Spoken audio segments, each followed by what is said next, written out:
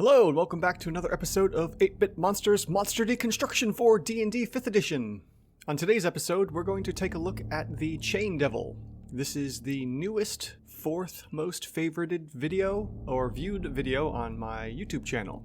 So if you're watching this there, thank you for watching it, and if not, then thank you for listening on the podcast. So where can we find the Chain Devil? Well, it's in the Monsters Manual on page 72, and it should be a CR8 worth 3,900 experience. Now, when I went and looked at this monster the first time, I made some interesting mistakes for the shorts. And I'm going to have to do a redux of the Chain Devil to correct some of that as a short. So, as I had gone over the Chain Devil again to fix some things, I made some adjustments, and this episode will adjust it properly to give a better set of numbers, but it still comes out to be the same CR value that I'd found in the shorts episode. So with that out of the way, let's look at encounter building. And how can we use the Chain Devil as an epic encounter for our players? You can do so with 5 players at 5th level, or 4 players at 6th level. After that, we shift into using the Chain Devil as a group monster where it's X numbers of players versus 1 Chain Devil and some allies for the Chain Devil as well. Now, again, this is kind of a silly point, but you can use 6 players at 8th level for a standard, probably hard encounter. So if you have more than 6 players, you could start throwing in some other monsters with the Chain Devil.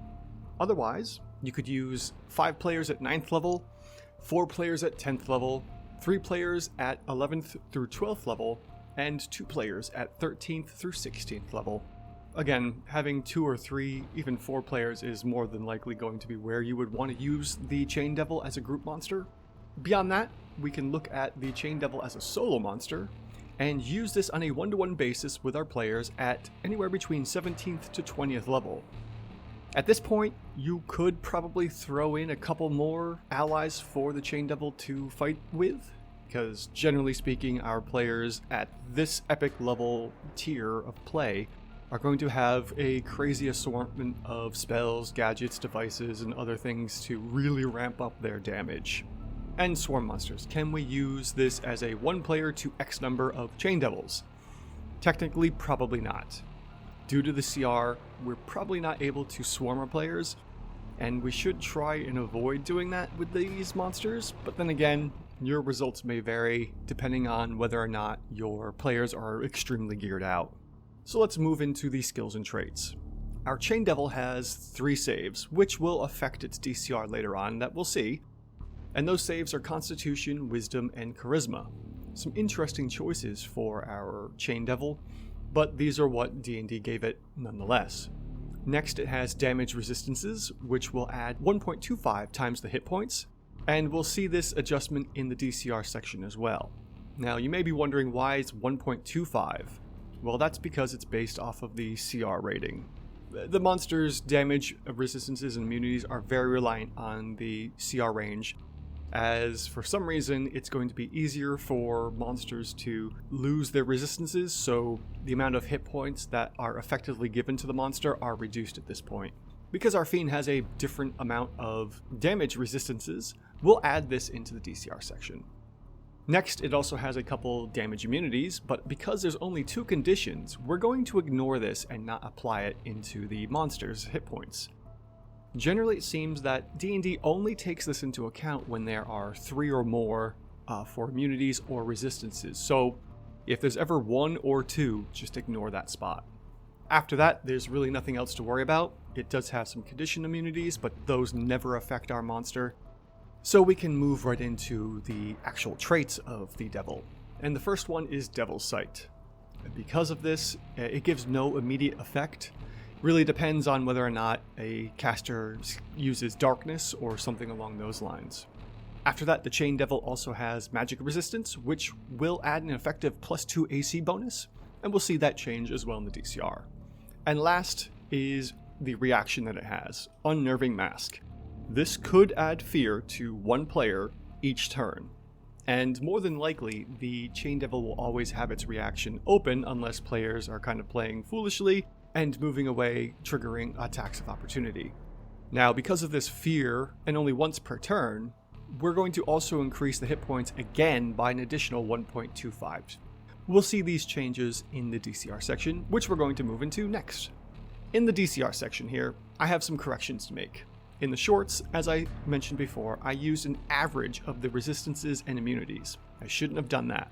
This was incorrect to do, and I have adjusted this to the correct numbers. This brings the DCR down from the 10 we saw in the shorts to the 9 we'll find in a minute here. First, we're going to use the damage resistances, and we're going to add 1.5 times the hit points, moving its base hit points of 85 up to 127. Then when we add in the reaction of Unnerving Mask, we're going to add an additional 1.25 times the hit points, moving the 127 up to 158. And that will be our effective hit points, which we will use later on. Then we have the 3 saves that the Chain Devil has. This will add an effective +2 AC bonus, moving it from 16 to 18. And then it also has magic resistances, which will add an additional +2 effective AC again, shifting that from 18 to 20. Then there's one last item we have here, which are the chains. And the chains can grapple one target at a time every round. So because of this grapple ability, and I believe even restraining it, this will add in an additional +1 AC bonus, shifting it one more time from an AC of 20 to 21. And again, this is the effective AC and not a permanent AC. So now that we have our effective hit points set at 158 from the damage resistance and the fear effects, the 158, when we look at our chart in the DMG for custom monsters, will be labeled as a DCR 6. Now a DCR 6 is expecting an AC of 15. Our Chain Devil, on the other hand, has an AC of 21. This is +6 over the expected, and will result in a +3 shift from a DCR 6 to a DCR 9. So this is how we find the DCR 9 for our Chain Devil and all of its abilities. Next, let's look at the OCR. And the OCR needs some adjustments here from the shorts videos. I did not add in the attack that it has called Animate Chains when I initially worked this out for the shorts. I've since corrected this and fixed the numbers, including the Animate Chains, which helps bring the OCR up a bit. From the 5 that I found in the shorts video to the 6 that we will find now. Right off the bat, we have the chains that it uses to attack with. This has an average of 11 damage per round every turn. On top of that, it can also deal 1 target per turn, an additional 7 DPR from the restraints and having the chains holding on to the target. On top of that, the Chain Devil can do a multi-attack of 2 chains, which will result in +22 DPR, plus the 7. The one thing I didn't add in the shorts episode was the Animate Chains, which you can do once per day. Chain Devil can animate up to 4 of those chains just lying around, and each of those chains can also restrain the targets it hits. So, in essence, if the chains all hit, this could increase the defenses a little bit, but I'm not taking those into account. What I am taking into account, though, is the +44 DPR that Animate Chains will give once per the whole encounter. So, super handy to have, and does help increase the overall damage, which we'll see the average DPR will be +36 damage. Looking at our chart again, this will result in an OCR of 5. An OCR of 5, when we look on the chart, is expecting a +6 attack bonus. Our Chain Devil, on the other hand, has a +8. This is +2 over the expected, with a +1 shift of an OCR 5 to an OCR 6. So this is how we find the OCR 6 I had mentioned before. Let's go ahead and crunch those numbers and see what our final challenge rating for the Chain Devil is going to be. Well, originally I had the DCR set as a 10 and the OCR set as a 5. When I worked this all out, it came out to be a CR 8. Now let's take a look at the new numbers that I have here, which is a slightly lower DCR but a slightly higher OCR. The DCR is a 9, plus our OCR of a 6, which equals a 15, and averaging that out, we'll get 7.5. We round that up to a CR 8. Here we go. Perfect. We found the printed CR value for our Chain Devil. It's a CR 8, even though we have to round up a little bit. The 7.5 might be adjusted a little bit if we were to take into account the potential AC bonuses from the animate chains, but because I didn't really want to take that into consideration, even if the animate chains did give the AC bonus, we would probably still have this as a CR8. Next, let's move into the battle tactics. First off, the environment for the Chain Devil. This fiend requires a room with chains laying around. If there are no chains in the room, the fiend's CR will drop to the following. The average DPR will drop from a 36 to a 29 because it can't use the animate chains ability. The 29 damage will result in an OCR 4. Now an OCR 4 expects a +5 attack bonus. The fiend has a +8 like we mentioned before, which results in a +1 shift from OCR 4 to 5. When we work out the final CR value, we're going to take the DCR 9 plus the OCR 5, which will equal 14, averaging out, we'll get a CR 7. So if our Chain Devil doesn't have extra chains laying about in the room, or doesn't have a way to throw the chains out before combat starts, we're going to see a small reduction in the CR value, and it being slightly less dangerous than it was intended to be. Now for tactics. This is a frontline monster for sure. It should be up in melee, but not in a way that will get it flanked or cornered.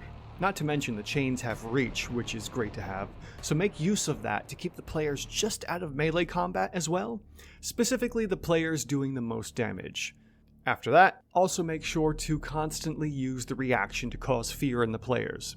There is only one reaction per turn, but is extremely handy to keep bothersome players at bay. The other benefit is that players can't become immune to this type of fear, since it only lasts one round, and we can constantly target the same player provided they're in the range of 30 feet. So this is my suggestion for the Chain Devil. Make sure it's in a room with a bunch of free laying chains around, keep it out of the 5-foot melee range to use the reach that the chains have, and always use that reaction to cause fear in the players. Thank you for joining me as we deconstructed the Chain Devil from D&D 5th edition this week. Join us again next week as we deconstruct another monster from D&D 5th edition to see what is going on with these monsters.